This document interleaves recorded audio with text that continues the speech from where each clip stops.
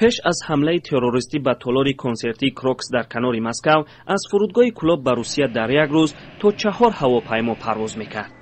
اکثرا از شرکت روسی اورال اویالینی است. بعدی حمله وضع دیگر شد. روزایی بودن که از چند روز پیام خطر اجرا نمیشد.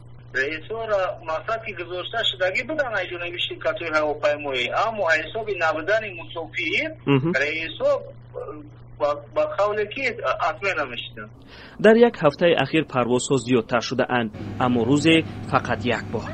هواپیماها از تاجیکستان گاهن نیمه خالی می رفته اند. حاضره در هر روز یک رئیس گذاشتگی اند، در حاضره رئیس‌ها اجرا شده‌اند.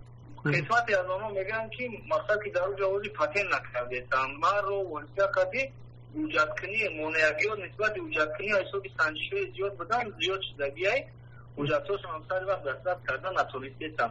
همه یا سببایی هستن که با مردم هم نمیخواد که برای دوزا به کار گرده بشه و مردم میروان که لقمه به دست بیارن. از همین سببا حاضر است ما احتیاط مسافران مناسبت میکننده برای رفتن. نرخ بلیط هواپیما از فرودگاه کلوب به روسیه 2457 سومانی است. ارزانتر از ماه‌های گذشته. مسئولان فرودگاه اقرار شدند که از کم شدن پروازها ضرر می‌بینند.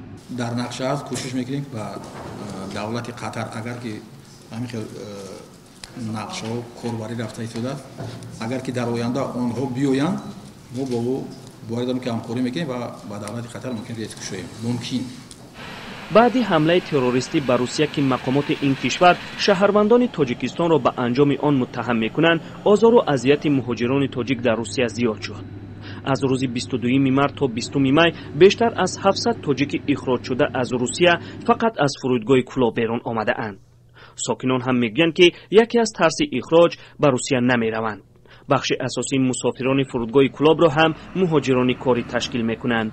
محمود جان رحمتزاده، آزادی، کلوب.